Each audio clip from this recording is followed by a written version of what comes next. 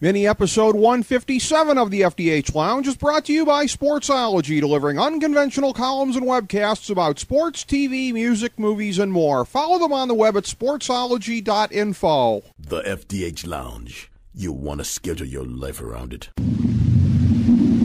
A long time ago, on a gloomy, wet Cleveland spring night, two men stand alone amidst the late-night drizzle.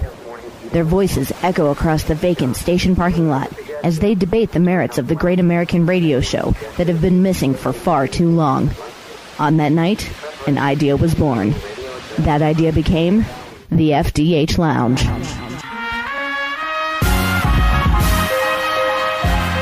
Welcome to the FDH Lounge. Hello, everyone. Welcome to FDH Lounge mini episode number 157. This is FDH Managing Partner Rick Morris coming at you today with another very special segment. And we know this is one that you're very much going to enjoy, as we do.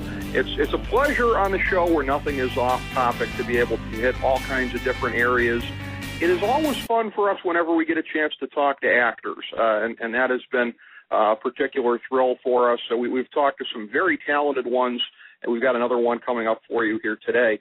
But previously, when talking to folks like Dominic Chianese, Curtis Armstrong, Matthew Modine, a gentleman that we've been privileged to be able to become friends with through the course of the show, Peter Scolari, who I understand is also a friend of today's guest. It's been great to be able to learn about the creative process, what goes into it. For a conversational show such as ours, that's a particular treat. And again, not all actors have versatility. There are some that tend to play certain roles, and that's fine. And I can say that I personally am a great fan of the late, great John Candy.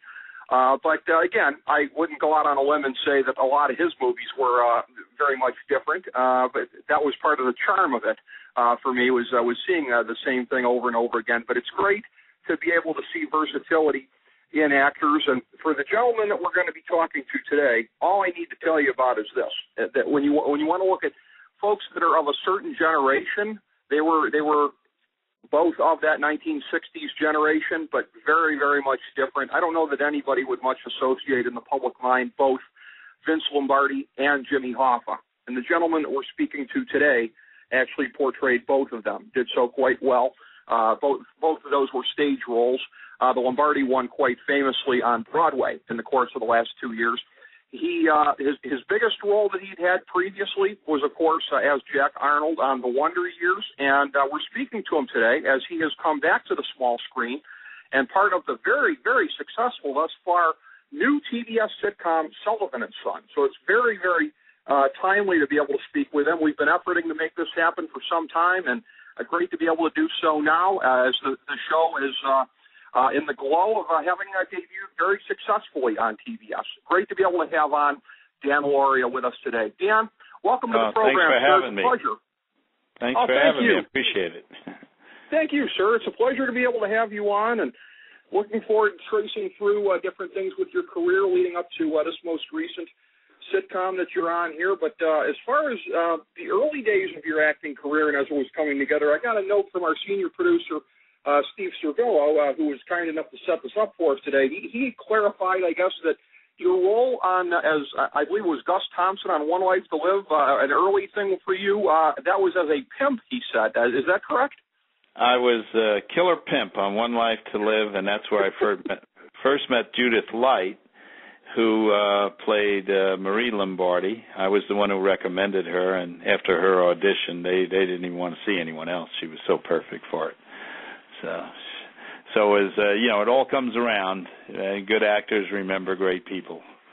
That's right. I'd forgotten that Judith Light was on that show also. Okay, yeah, that does all tie together. So that being, I believe, if my research was correct here, around 1984 or so. So that puts it not too far on the timeline before the Wonder Years. So that was something actually that popped for you relatively early in your career then.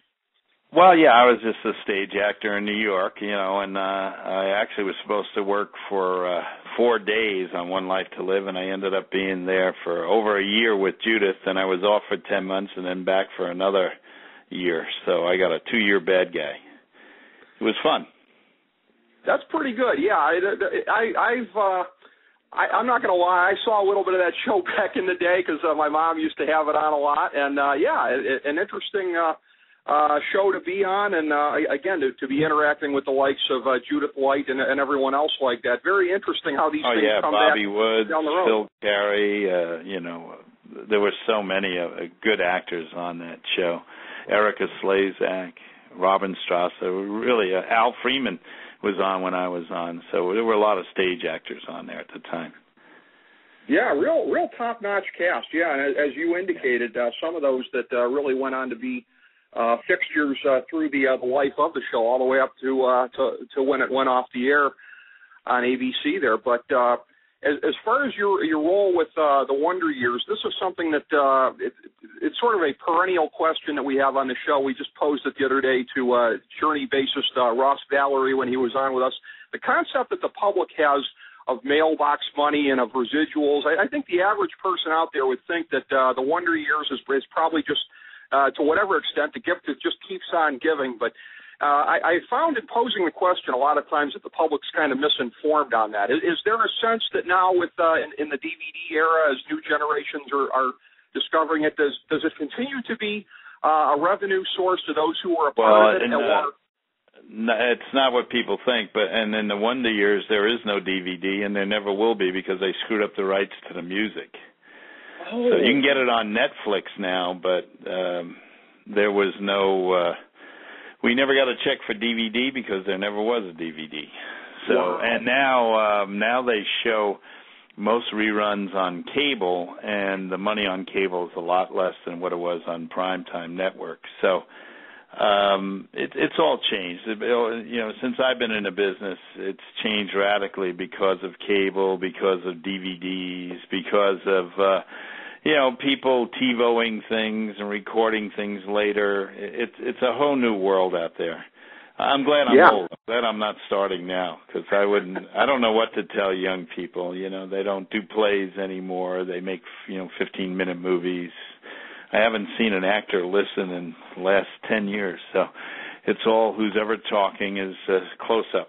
So there's very little into play on film anymore. It is tough, Dan. We've got an up and coming actor in our crew, a gentleman named Will McMahon, and he's doing a great job in making it happen. But yeah, just from watching the process, it's a grueling one today, as I'm sure it was when you were coming up. But yeah, you're pretty much making unanimous there. Pretty much everybody we talk to, whether it be in TV, music, whatever, says that the public kind of has a distorted view of whatever they think mailbox money is and residuals and the gift that keeps on giving. So apparently the public is misinformed in a lot of the different areas there. But again, that role, just providing you tremendous visibility, it's always a point of fascination on our show when we're looking at certain characters and how they come to be associated with actors. We've had this discussion on the show in the context of the Seinfeld actors, and more recently with Bryan Cranston with Breaking Bad versus what he did with Malcolm in the Middle. The character that you're portraying on this new sitcom, Sullivan Son, it seems at first glance to be more laid back than Jack Arnold was. Seems to be much more. So I mean, what are some of the things as you're looking at it here? Some similarities and differences between these two very distinct characters that you've breathed life into. Well, the similarity is he's a good family provider, and his family comes first. But the difference is Jack Sullivan just enjoys life and enjoys what he's doing. And my character is allowed to laugh at everything. Half the time the crew are looking at me going, "Did you crack up, or is that the character?" And I'll always say, for me to know, you to figure out, So whereas Jack Arnold didn't have too many laughs in him. He was kind of beat down by work and trying to support his family. So it's a big difference. There I was in charge, and now Jody Long, who plays my wife, whenever she stamps her foot, I jump, So it's just the opposite. That's true. Yeah, the family dynamic definitely plays in, and I wonder to what extent also, as far as it being situational, environmental, as far as the Jack Arnold thing, that was really somewhat, I guess it was a period piece set during the Vietnam era, he had the sort of generation gap with his sons there to where they didn't necessarily understand the other's experiences versus on this sitcom, your character and the son don't really seem to have too many of those type of failures to understand one another between them. Oh, no. And Steve Byrne in real life is as nice, if not nicer, than the character he's playing. He's such a generous person. And, you don't find too many leads on TV shows who are like Steve. He realizes he's the maypole that everybody spins around, and when he gets a funny line, he says, you know what, this line might be funnier if it came from one of the three guys. He's very generous. And you usually don't see that, especially on traditional type of sitcoms like Sullivan Son is, 4-camera live audience. But he's very generous to the other stand-ups that are on the show. He's always giving away a funny line. That's tremendous to have that kind of dynamic, and we had heard that about Steve, so it's interesting to have you confirm that. And it's such a great puzzle with the different pieces that are in it, too. Of course, for a lot of folks, when they're thinking a sitcom on TV set in a pub, a lot of them might go back to back in the day with Cheers, which, interestingly enough, was running parallel to when the Wonder Years was on. And lo and behold, you've got Rob Long associated with this show, one of the brains behind that one, who is some of the brains behind this show. So what has Rob brought to it from his perspective of having done a show in a similar setting previously? Well, Rob's one of those guys, again, he's been around so long that it's no longer a matter of ego. It's a matter of let's do the best show we can. So he's constantly working on the script with the writers. We have a read-through on Wednesday mornings, and usually the theme stays the same, but during the course of the next 4 or 5 days of rehearsal before we shoot, it just gets tighter and tighter and better, and the jokes get funnier. And that really comes from Rob. He knows this. It's like bread. You just keep kneading it. You just keep working on it. He never says, oh, I wrote that joke, so it's got to be the best joke. He's always like, anybody got a good idea? Plus having Steve on, who's also one of the producers on the set, if somebody ad-libs a joke, he jots it down right away, and he calls Rob and says, Rob, we got a good one. And Rob's like, keep that, So Rob really makes it a family thing, and I love working with him. He's such a pro. Well, it's easy. The people who've been around like me. The people who've been around like me and Christine Eversole, Brian Doyle Murray, Jody. We know there's no one way to say a line or one joke. There's always an alternative. And if Rob is ever conflicted on which one's better, he'll just say, let's shoot them both, and we'll make up our minds in the editing room. And that's really the way the process should be. What a great way of maximizing all the talents that are there, because, when you've got that kind of true collaborative process involved, that can only help to be successful when you're taking advantage of the talents of everybody there in every way. And a name that we haven't mentioned yet, but is somebody also involved on the production side of this thing, a tremendous talent, and somebody who I've heard say good things about you in interviews, Vince Vaughn, being a part of this thing, and again, as has been emphasized in every interview I've read, somebody who's not just lending a name to the process, but very much involved in it also. So when you've got a talent like him as a part of this thing, what are some of the distinct elements that he brings to it? Vince Vaughn and Peter Billingsley. Peter was the young man in Christmas Story whose tongue gets frozen to the pie. They have their production company, and I literally got the job because Vince saw me in Lombardi. And they actually offered me a different part, the part that Brian Doyle Murray was playing. And, I read it and I said, when the dad of the Wonder Years says these lines, they will not be funny. They're just going to come across as really hard and prejudicial. And I really don't think I'm right. And my agent, even though the money was good and it was an offer, agreed with me, which surprised me because they're, usually let's get it for the money. And he said, all right, we're going to pass. And then Vince called and asked why, and my agent told him, and he said, well, I respect that. And then 2 days later, he called back and said, you want to be the father, Sullivan of Sullivan Son, at twice the money. And my agent said, I said yes before I even called you.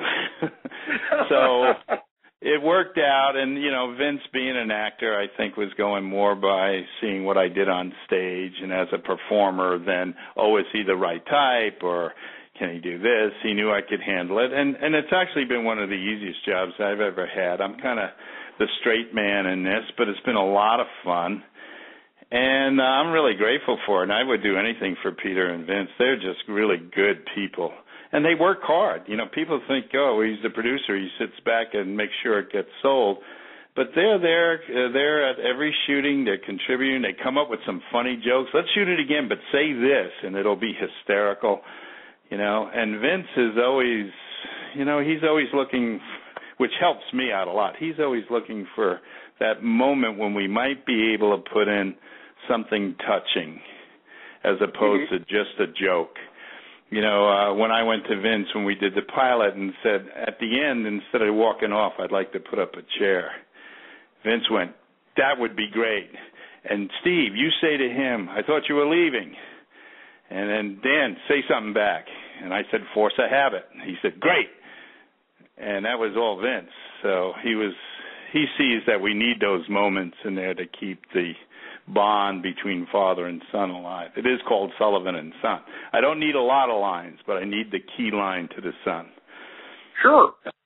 Well, what a great window that is into the collaborative process and how something like this comes together. And I know it's very early in this thing, but I can't help but be reminded of a previous conversation on the program here when we were talking to Peter Scolari about this. Talking to him about, everything with Bosom Buddies and then Newhart and having lightning strike twice. I know it's early, but are you getting a sense yet here that maybe lightning striking again, maybe all this time after Wonder Years? I mean, you got some other great things going as well, but are you getting that sense of deja vu yet? I don't want to get into that because I have no idea if it's going to go or not. Okay. And nobody does.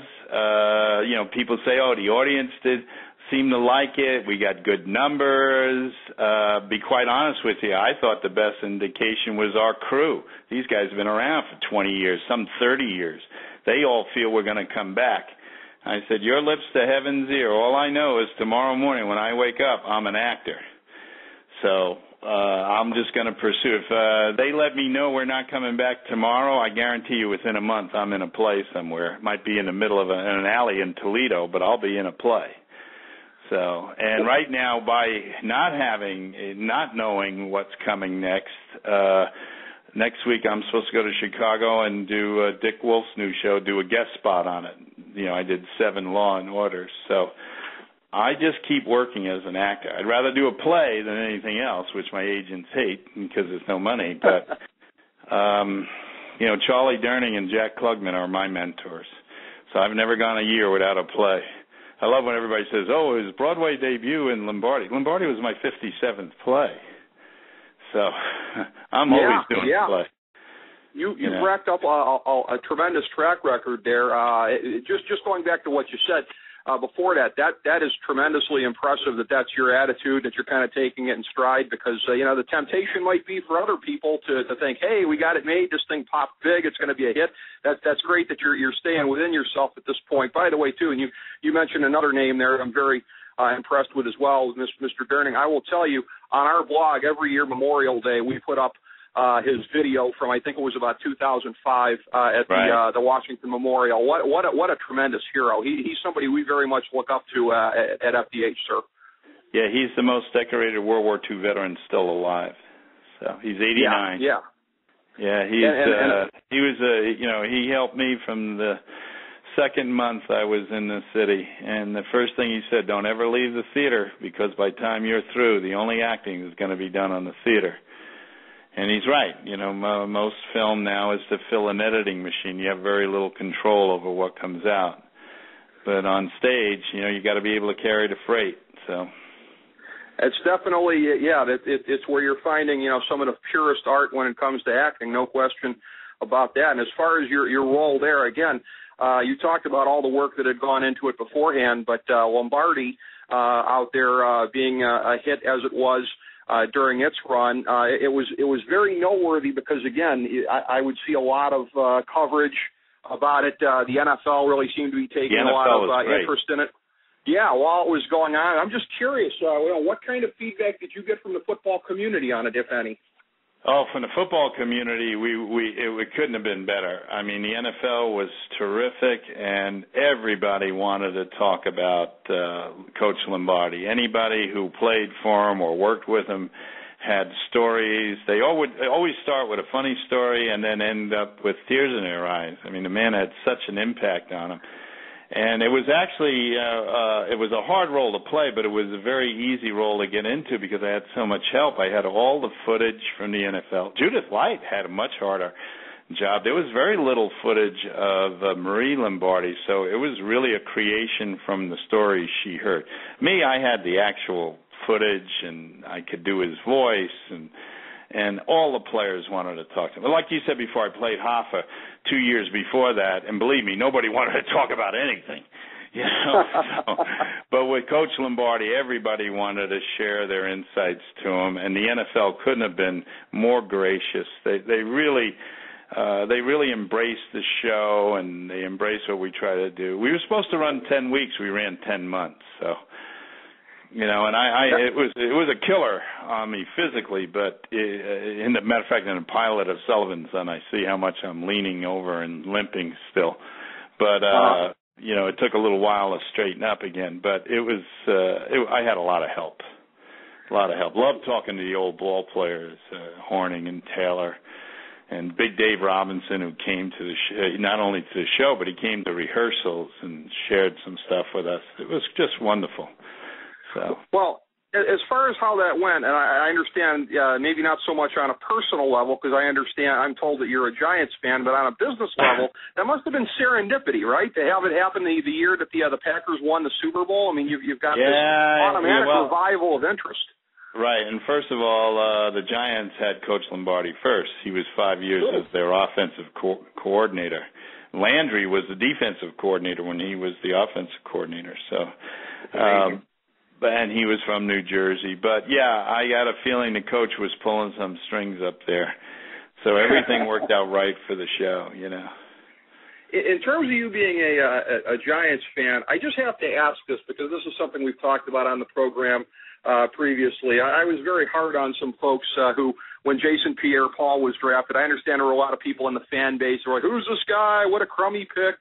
Please tell me, Dan, you were not one of those people and you knew it all along if this guy was going to be never one of those. I don't question. They know a lot more and they watch a lot more films, and I never understood when a New Yorker gets upset with Eli Manning. I thought he was the best pick we ever had. I would have taken him over Peyton Manning any time, and now he has 2 rings. Peyton only has 1. He's a tremendous leader. He leads by example. He never had the receiving corps that his brother had. So sometimes the Giant fans get on people too quick. You know, it takes time to mature, especially a quarterback. So, that's true. Coach Coughlin, he did 2 talkbacks for us at Lombardi, and he was just, what a motivator, what a great guy. And obviously a real football man, you know, and totally dedicated not only to the sport but to his team and his players. You know, each player knows what his job is when he becomes a Giant, you know. So I don't know. I got a lot of confidence in them. I got a feeling Eli is going to get another ring or 2 before he's finished. I was going to say, you know, as far as this year goes, obviously there's been a real whammy on that. Nobody's been able to make it happen back-to-back, and part of it is because, you know, you go through that off season and you're hitting the banquet circuit and everybody's patting you on the back. But you also lose a couple of years ago. Yeah, you lose a couple of players, too. I mean, that's true. So how do you feel about this year? You feel pretty good? I want to see how they develop doing, not that the score matters much, but in preseason. So, but I think they're going to be very strong. You know, everybody always talks about Dallas, and of course that's what Philadelphia did at the last 4 games. But I got a feeling the Giants are solid. They're going to be right in there in the hunt, and whoever wins that division is going to go pretty far in the playoffs. Absolutely, yeah. That thing's a meat grinder to be sure. Yeah. But as far as having played the Lombardi role, and as you said, coming somewhat on the heels of playing Jimmy Hoffa and everything that went into that, and with your love of the stage, Again, I know you've said that regardless of what happens with Sullivan and Son, that you've got your eye on some things. Are there any specific types of roles yet that you haven't played or you'd like to play more of that you possibly see? All actors have characters they want to do. You know, I've always wanted to play Milton Hershey. I always thought he was a hero, an industrialist who we need to see today. He became a very, very wealthy man without screwing the workers. He provided health care with them and for them and housing and college education for his workers, and I don't know why we don't make movies about people like that.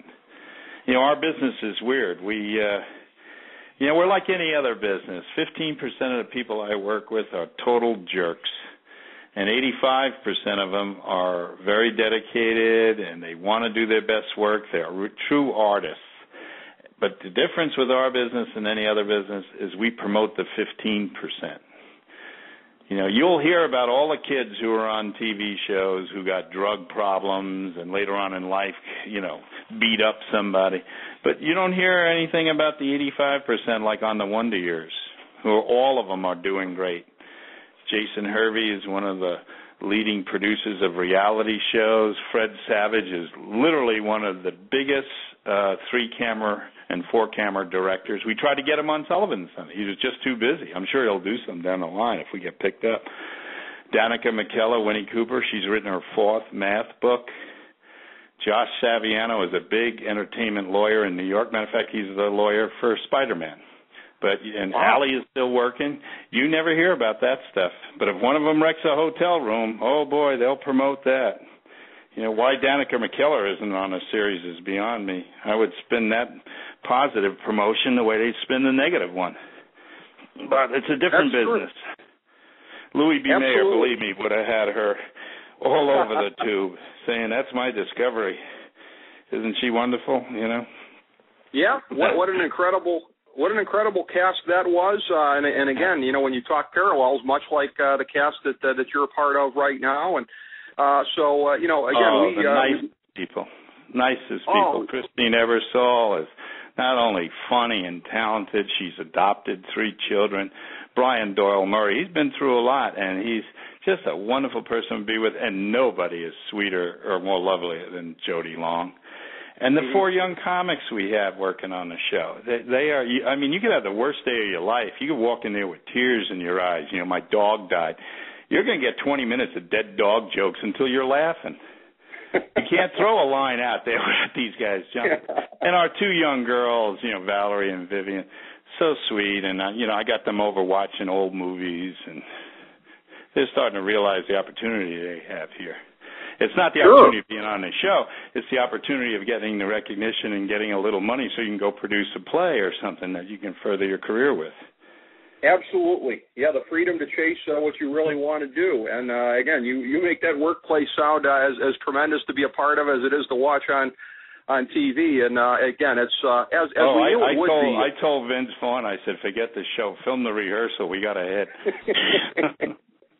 That should at least go on the season 1 DVD box, I'm thinking. That should be somewhere, you know. But as we knew it would be, Dan, a tremendous conversation. Now, we'd certainly love to chew over some more things with you when you have the time. We always love to give our guests a chance to plug anything. So any additional things, causes that you're involved with, anything we didn't hit, please take it away, sir. Well, I'll let Steve know, and hopefully when we come back, we can review the 2nd season. Excellent. I'm very much looking forward to it, as I know our audience is. Thank you so much, Dan. This was a real treat to be able to do. Thanks. Thanks for having me, Rick. Really appreciate it. As we bring the show to a close, we would like to extend our deepest gratitude to NBC, CBS, ABC, Fox, all Clear Channel affiliates, TNT, TBS, USA, UPN, Deadspin.com, YouTube.com, YTMND.com, MySpace.com, various blogs, Fox News, CNN, CNBC, MSNBC, IamBoard.com, Billboard.com, Google.com, ESPN, ESPN2, ESPN News, ESPN Classic, NBA TV, NFL Network, Sports Time Ohio, Athlon Magazine, Comedy Central, Cartoon Network, The Boomerang Channel, QVC, BET, The Spice Channel, Steno Notebooks, Manwich, Papermate Office Supplies, waitresses, strippers, bartenders, garbage men, janitors, microwave popcorn, the writers of The Office, Scrubs, Entourage, My Name is Earl, Oz, Metalocalypse and the Boondocks, Aquafina, and the periodic table of elements.